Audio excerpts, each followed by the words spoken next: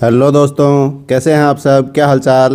दोस्तों, आज इस वीडियो में हम व्यंजन और विसर्ग संधि के कुछ प्रमुख जो परीक्षा में उपयोगी सिद्ध होंगे ऐसे उदाहरण देखेंगे। तो चलिए शुरू करते हैं। सर्वप्रथम मैंने आप लोगों के लिए विसर्ग संधि की कुछ ट्रिक्स यहाँ पर दी हैं, तो आप इनको ध्यान से देखिए, उसके बाद आपको पूरी विसर्ग संधि समझ में आ जाएगी। तो देखिए, विसर्ग संधि के अंतर्गत यदि विसर्ग से पहले ए है और बाद में कोई स्वर है तो उस विसर्ग का लोप हो जाता है। एल मतलब लोप, अर्थात ये जो विसर्ग आपको दिख रहा है इसका लोप हो जाएगा। लेकिन इसमें ध्यान देने लायक ये बात है कि इधर देखिए कोने में मैंने लिखा है कि ए के आगे विसर्ग है और उससे आगे भी ए है, तो ए भी स्वर में आता है, लेकिन उससे आगे ए है तो ये विसर्ग जो है इसका ओ बन जाएगा, अर्थात उत्व संधि हो जाएगी, और इधर लोप संधि हो जाएगी यदि ए के अलावा कोई स्वर है तो इस चीज़ का थोड़ा सा ध्यान रखिएगा। अभी हम इसका एक उदाहरण देखते हैं। जैसे राम है जमा आगच्छति। अब इसके अंदर क्या है कि विसर्ग से पहले मैं का ए है और विसर्ग से आगे आ है, ये एक स्वर है, तो इस विसर्ग का लोप हो जाएगा और ये बन जाएगा राम आगच्छति। इस प्रकार से ये संधि हो जाएगी। यहाँ विसर्ग का देखिए लोप हो गया, तो ये लोप संधि के अंतर्गत आ जाती है, विसर्ग लोप संधि बोलते हैं इसको। और यदि ए के आगे विसर्ग और उससे आगे ए है तो फिर उत्व हो जाएगा, अर्थात राम है अस्ति, राम है जमा अस्ति। यदि ऐसा है तो देखिए विसर्ग से पहले भी ए है और विसर्ग के बाद भी ए है, तो इसके अंतर्गत आ गया ये। अब इसमें क्या होगा, विसर्ग का उ और फिर ओ बन करके ये बन जाएगा रामो, और ए जो है वो खंडाकार हो जाएगा और रामो अस्ति बन जाएगा। तो देखिए इसमें उत्व संधि होती है। अब दूसरा नियम कि ए के विसर्ग से पहले ए हो और बाद में यदि वर्ग का पहला दूसरा या से हो तो फिर उस विसर्ग का से बन जाता है और वो सत्व संधि हो जाती है। जैसे राम है जमा त्रायते। अब इसमें देखिए विसर्ग से पहले मैं है, मैं के अंदर ए है, और विसर्ग के बाद तय है, तो ये शर्त पूरी हो रही है, पहला अक्षर होता है तय, तो यहाँ पर विसर्ग का से बन जाएगा, तो ये बन जाएगा रामस्त्रायते। इस प्रकार से ये संधि बन जाएगी, तो यहाँ पर सत्व संधि हो जाएगी। इसी प्रकार विसर्ग से पहले ए हो और बाद में यदि वर्ग का तीसरा चौथा पांचवा ये रे लेवे या है हो तो फिर उस विसर्ग का ओ बन जाता है। जैसे राम है गच्छति। अब यहाँ पर विसर्ग से पहले ए है और बाद में ग जो कि तीसरे वर्ण में आता है, कैक है ग, ये तीसरा वर्ण है, तो इस विसर्ग का ओ बन जाएगा और इसकी संधि बन जाएगी रामो गच्छति, और यहाँ पर उत्व संधि कहलाती है। अब इसी से संबंधित तीन विशेष नियम हैं, उनमें एक की चर्चा हमने कर ली कि विसर्ग से पहले ए हो और बाद में भी ए हो तो यहाँ पर उत्व संधि हो जाती है और ओ बन जाता है। दूसरा इसका विशेष नियम ये है कि विसर्ग से पहले यदि अव्यय का ए है और उसके आगे चाहे कुछ भी हो, व्यंजन हो, स्वर हो, कुछ भी हो, तो फिर इस विसर्ग का रे बन जाता है। जैसे अंतः गच्छति। अब ये अंतः गच्छति जो है इसमें विसर्ग से पहले ये अव्यय का तय में ए है और बाद में एक व्यंजन है ग। अब यदि नियम देखते हम तो नियम ये वाला लगना चाहिए था, तीसरा वर्ण है ग, तो यहाँ पर ओ होना चाहिए था, अर्थात उत्व संधि होनी चाहिए थी, लेकिन यहाँ पर उत्व संधि न होकर के इस विसर्ग का रे बन जाएगा और ये बन जाएगा अंतर्गच्छति। तो इसी प्रकार से प्रातर्गच्छति वगैरह ये सभी जो अव्यय हैं उनमें विसर्ग का रे ही होता है। और तीसरा नियम यह है कि एस है और से, इसके आगे जब विसर्ग होता है, अर्थात विसर्ग से पहले एस और से होते हैं और बाद में व्यंजन होता है, तो इस विसर्ग का लोप हो जाता है। ये ऐसे से के लिए एक विशेष नियम बनाया है, नहीं तो क्या है कि ये व्यंजन है, देखिए ये सारे व्यंजन इधर आ जाते हैं, तो इनमें या तो सत्व होता या उत्व होता, लोप नहीं होता। लेकिन ऐसे से के आगे जब कोई व्यंजन होगा तो फिर वो लोप हो जाएगा विसर्ग का। स्वर होगा तब तो लोप देखिए है ही ऑटोमेटिक पहले से ही, लेकिन यदि व्यंजन होगा तो भी ऐसे स के आगे विसर्ग का लोप हो जाएगा। जैसे सह गच्छति, ये है। अब इसमें क्या होगा कि विसर्ग का लोप करना पड़ेगा हमें, स गच्छति, ये इसकी संधि हो जाएगी। अब इसी तरह से अन्य नियम है कि विसर्ग से पहले आ हो और उसके बाद यदि कोई स्वर हो तो विसर्ग का लोप हो जाता है, और विसर्ग से पहले आ हो और बाद में यदि वर्ग का पहला दूसरा स हो तो फिर वो स बन जाता है विसर्ग। और यदि विसर्ग से पहले आ हो और बाद में तीसरा चौथा पांचवा वर्ण या यर लव है हो तो उस विसर्ग का लोप हो जाता है।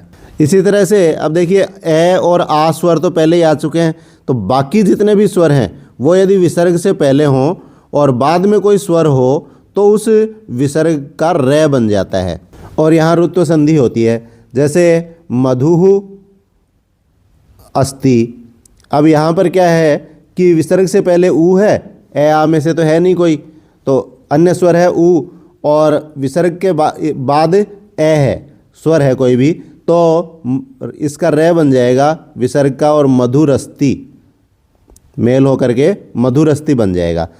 इसी प्रकार से विसर्ग से पहले कोई स्वर हो और बाद में पहला दूसरा स हो तो उस विसर्ग का स बन जाएगा, सत्व संधि होगी।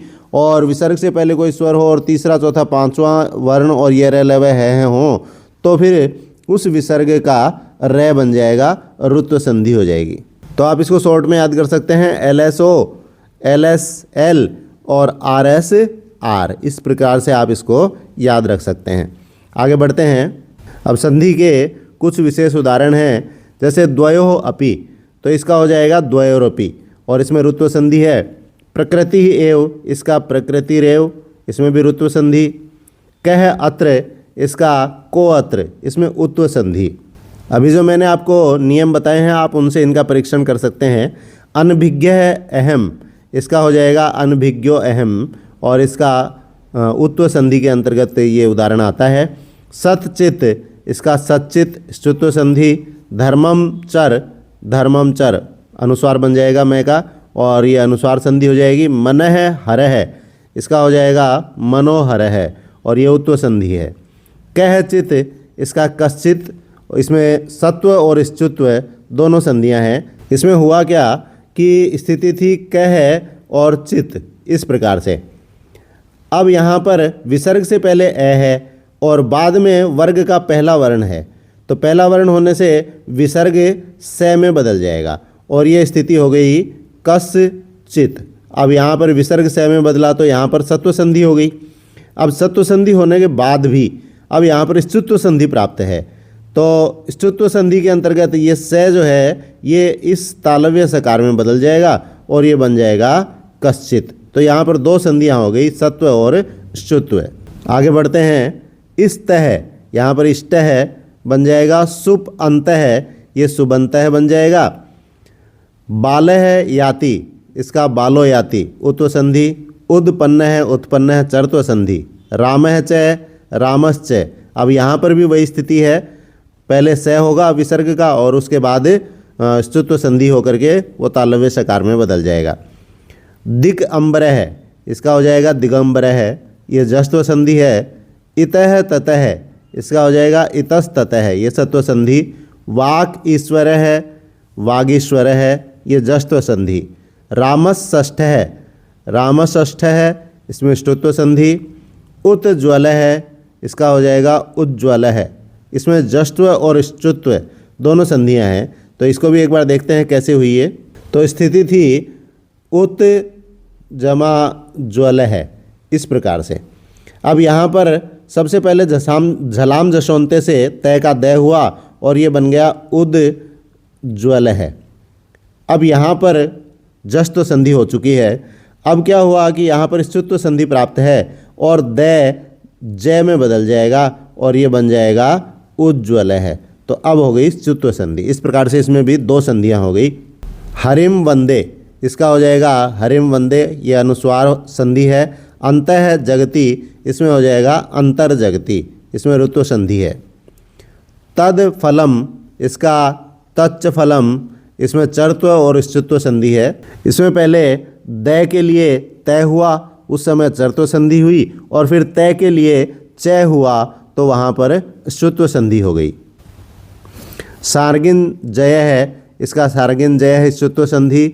सट आनन है, सडानन है जस्त्व संधि। लब्ध है, इसका लब्ध है जस्त्व संधि। और दुघ धम, इसका दुग्धम जस्त्व संधि। बुध धी, इसका बुद्धि ही जस्त्व संधि। सद कार्य है, इसका सत्कार्य है चर्त्व संधि। विपद काल है, इसका विपद काल है चर्त्व संधि। सह इच्छति, इसका स इच्छति ये विसर्ग लोप संधि। सह गच्छति, इसका स गच्छति, इसमें भी विसर्ग लोप संधि। कृष्ण है एति, इसका हो जाएगा कृष्ण एति, इसमें भी विसर्ग लोप। मुनि गच्छति, इसका मुनिर गच्छति ऋत्व संधि। प्रातः गच्छति, इसका प्रातर गच्छति ऋत्व संधि। यश है दा, इसका यशोदा उत्व संधि। उत्चारणम, इसका उच्चारणम श्रुत्व संधि। मनः ताप है, इसका मनस्ताप है सत्व संधि। राष्ट्रम, इसका राष्ट्रम श्रुत्व संधि। छात्राः अपि, इसका छात्रा अपि लोप संधि विसर्ग लोप संधि। कह अयम, इसका कोयम उत्व संधि। समचरणम, इसका संचरणम, या फिर अनुस्वार लगा करके संचरणम, तो ये अनुस्वार संधि के अंतर्गत आते हैं।